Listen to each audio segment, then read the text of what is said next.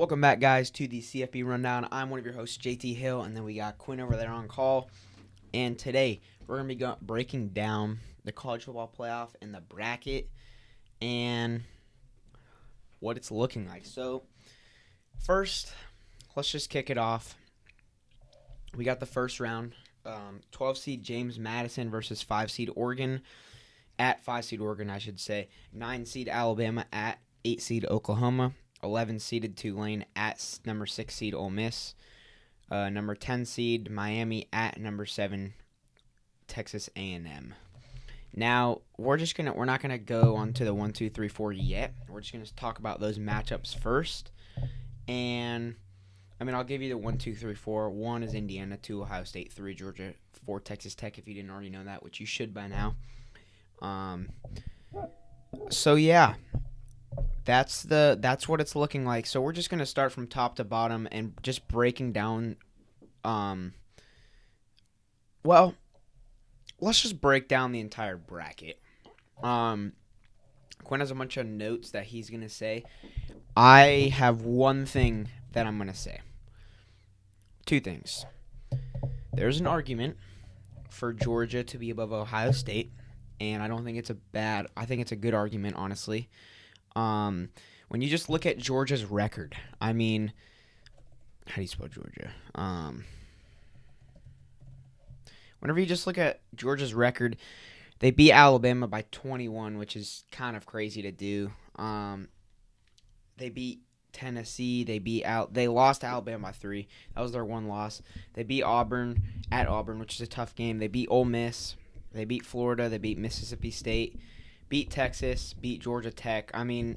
Their resume is a very good resume, to say the least. And, they did beat Austin Peay also. That was almost an upset. But, yeah, Ohio State, whenever you look – I really love this Ohio State team. I think that they can win the national championship. But we're not basing this off who we'd think would win. It's based off what they did. And the best team Ohio State beat, probably going to have to go with Michigan. Washington was a good win. They did beat Texas in week 1. They did beat Texas, but I don't know. They beat Grambling State 70-0. That was almost an upset also. But, the fact that I just named Washington, who is still in the middle of a little bit of a rebuild. Not a rebuild, but they're still getting introduced to the Pac-10. Wow. Big Ten. That just shows you that their strength of the schedule was kind of horrible. And whenever you look up Ohio State, the Ohio State's strength of schedule, it is not very good. Ohio State was number strength of schedule. They were number 28. 28. That's kind of crazy. Teams like, even BYU had a harder strength of schedule, which is kind of crazy. Actually? Alabama had a harder strength of schedule. Georgia had a harder strength of schedule. Texas A&M. So all these teams just had harder strength of schedules. Oregon had a way harder strength of schedule, according to ESPN, which Oregon's schedule was iffy. But all these teams, they had really high strength of schedules, and Ohio State didn't. So that just goes back to my argument. I think Georgia could be above Ohio State. But nothing to change there. Nothing to change after that is what I mean. I like Oregon at 5. I like Ole Miss at 6. I like Texas A&M at 7. And then I like Oklahoma at 8. And then here's the debate. Alabama should have been in. They got that right. Should Miami actually be in? Should Notre Dame be above Miami? And I don't even need to go long. Yes, Miami should be above Notre Dame. It's not even that. If you're a Notre Dame fan, I completely understand. I'm from Maryland. If Maryland got snubbed from the CFP, I wouldn't call this a snub, but if they actually got snubbed, I would be very mad. Even in Notre Dame's scenario, they didn't get snubbed, but if I was a Notre Dame fan, I would be very mad. But at the end of the day, you gotta understand, that you did not deserve to make it. Now, one more time of looking at this schedule. They beat Stanford. That's a big win, I guess. They lost to Texas A&M. They lost to Miami. Beat Purdue. Beat Boise State. Beat NC State. Did beat USC. That was a pretty good win. I actually forgot about that win. Boston College, Navy, Pittsburgh, Syracuse, and Stanford. They're basically playing in the ACC at this point. They played like 6 ACC teams. But back to my point. Notre Dame did not play anyone, and they did, but they lost. And at the end of the day, who won? Miami and Notre Dame. Miami. Do I think Notre Dame would absolutely smack Miami right now? Probably. But we can't base the CFP off based off what ifs. We have to base it off this happened. That's all I need to say. Quinn, what do you got? So I'm just going to say the committee got it right. I think that this is what the playoff bracket should be.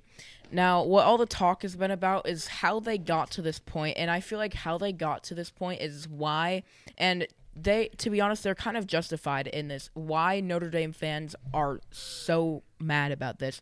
I think the first CFP rankings came out. Notre Dame, I believe, was 10, and Miami was, I want to say, either 16 or 18. This is right after the SMU loss.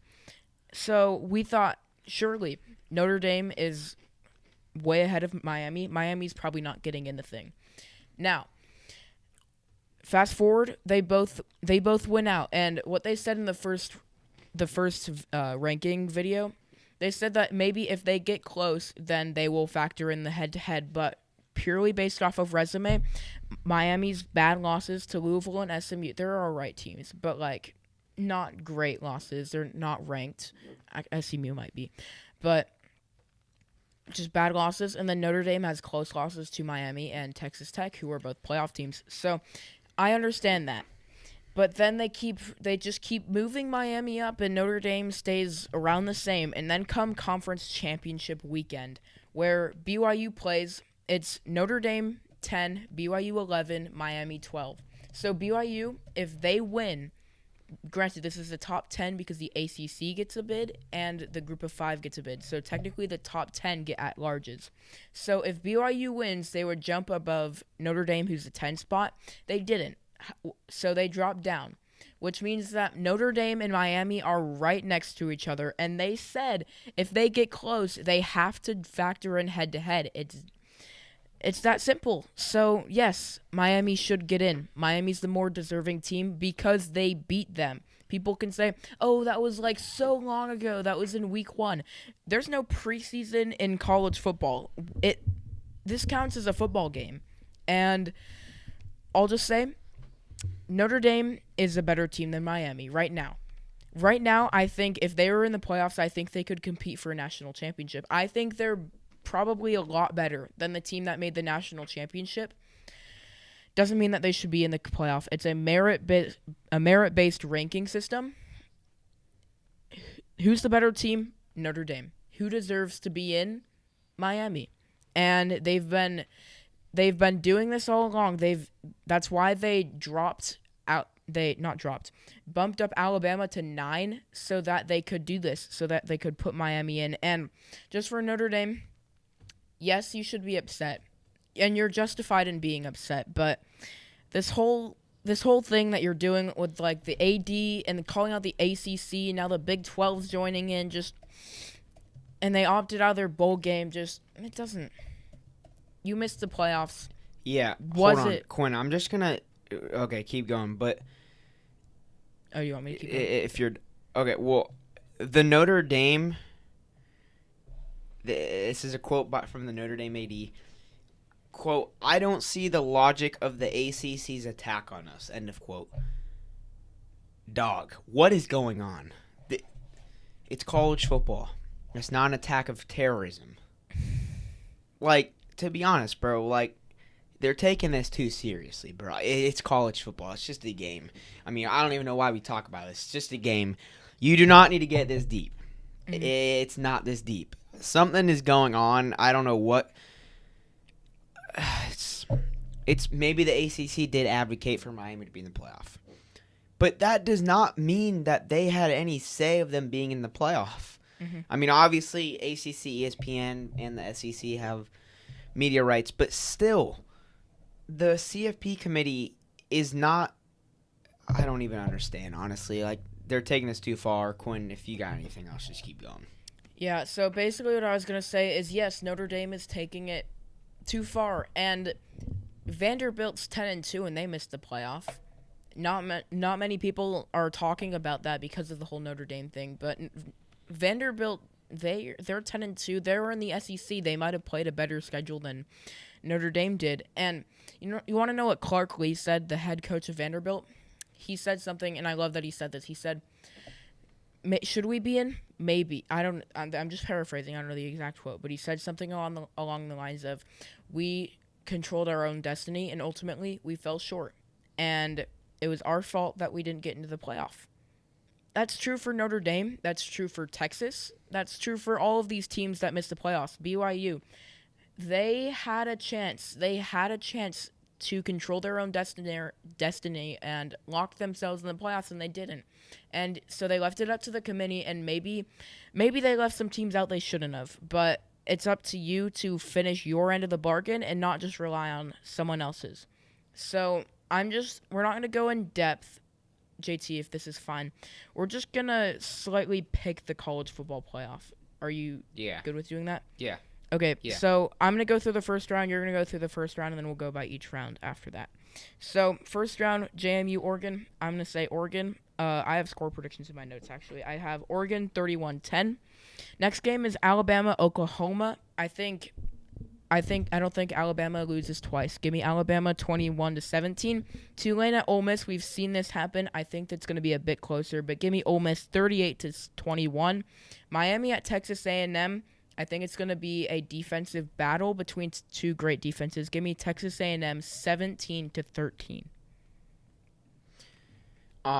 So yeah, just this is very quick. I mean, I think mine could change by December 19th, but first round JMU at Oregon. Give me Oregon. I think this actually might be a closer game than people are thinking because this James Madison team, they were very excited to get in the CFP, but I think Oregon wins. But I would not be shocked if this is a closer game than people thought. Alabama at Oklahoma. Now, I was leaning towards Alabama, but it is at Oklahoma. It's very hard to beat teams twice in a row, but currently Ty Simpson he has not proved to me that he can beat this Oklahoma team with that insanely stacked defense. Tulane at Ole Miss. This is a rematch. This happened already in the season, but I think this is going to be a bigger blowout than what the Oregon and James Madison game could be. Now, seems to be a little bit of a hot take since Tulane did play Ole Miss already, but Ole Miss is fired up after their coach leaving, and I think they could go on a little bit of a run here. Now we got Miami at Texas A&M. This is going to be a really good game. I think it's going to be a pretty offensive. I think it could be 35-42 by the end of the game.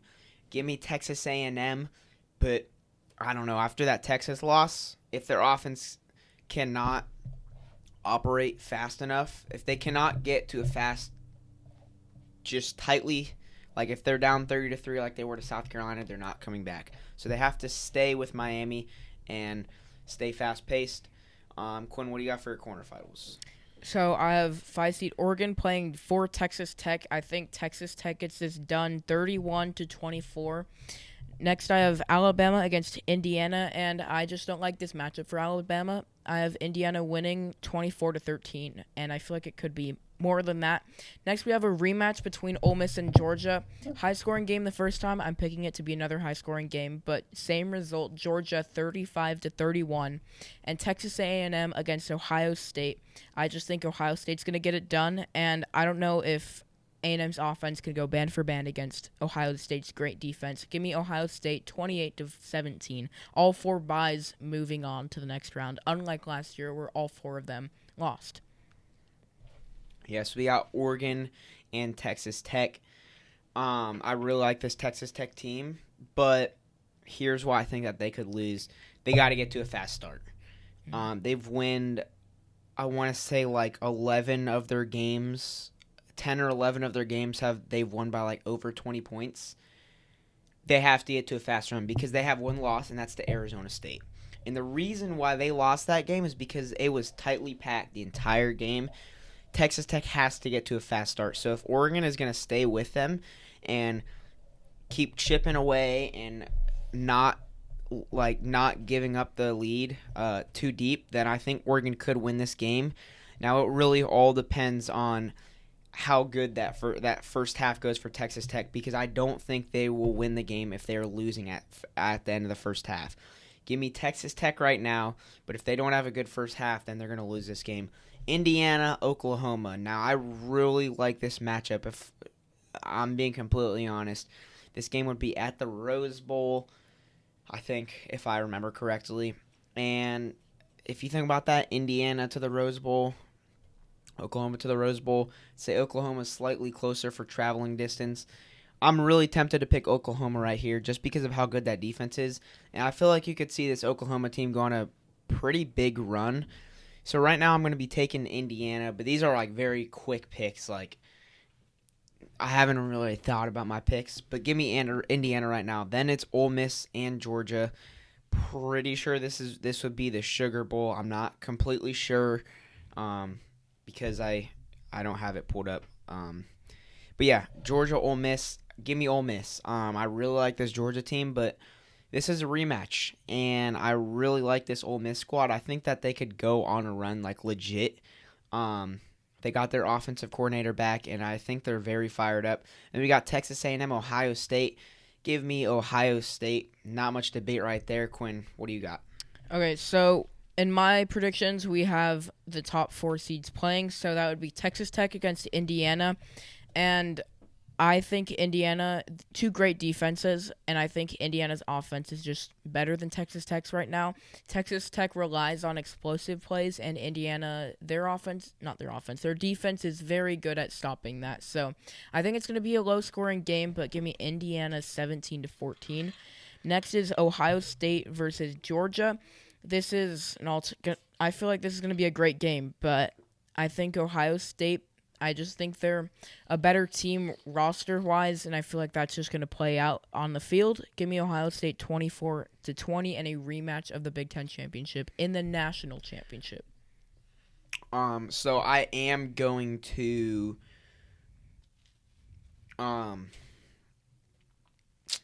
give my score predictions in another video because I have a feeling that we'll do another one of these videos before the CFP starts. But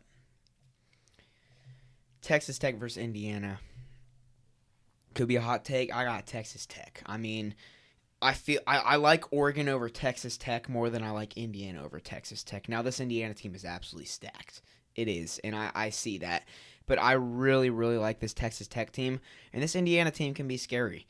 You saw the Penn State game. Now, obviously, that was a big game. I think they actually proved that they were better in that game, but they got to get out to a fast start, and Texas Tech is perfect at doing that. I think Texas Tech would win this game going to the national championship. And then I got Ohio State versus Ole Miss.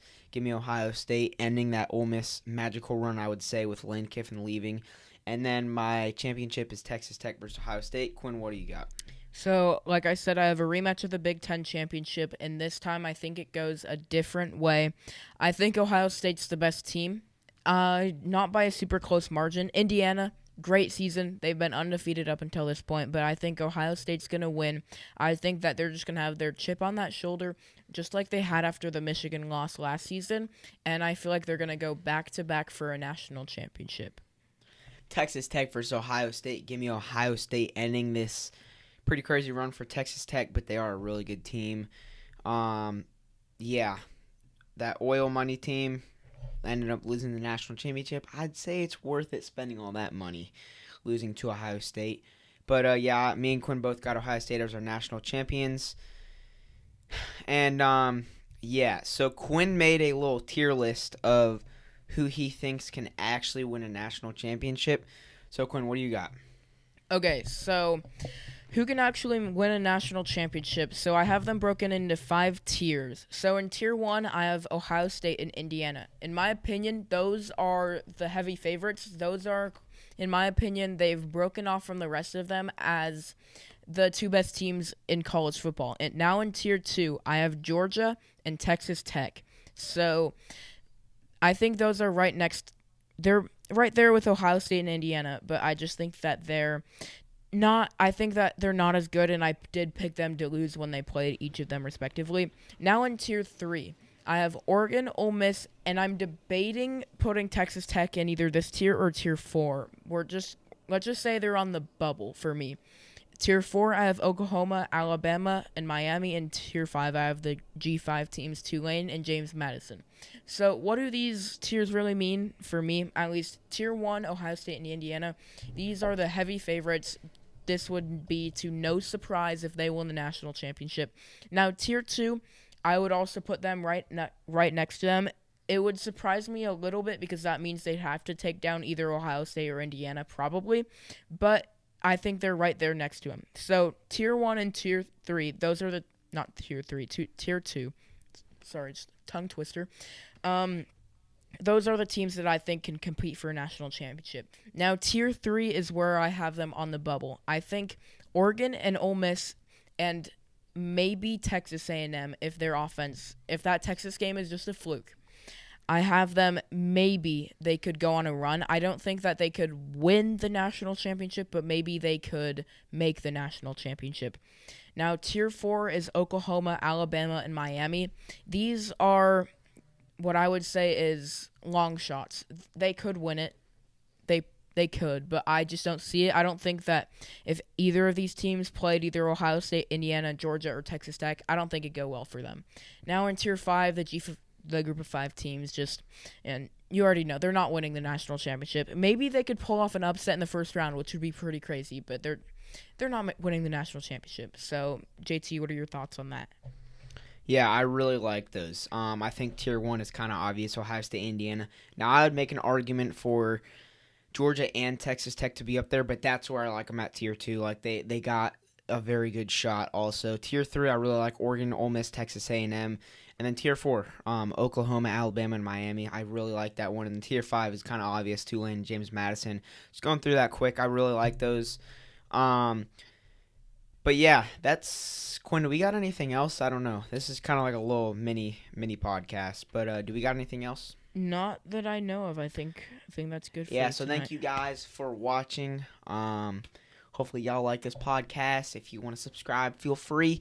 But it's bowl season. I can't wait to watch 41 or 38, 31, 41, 48 games. I don't know how much it is. Can't wait to watch all those college football games. It's bowl season. It's a great season. It's been JT. That's Quinn checking out. Thank you.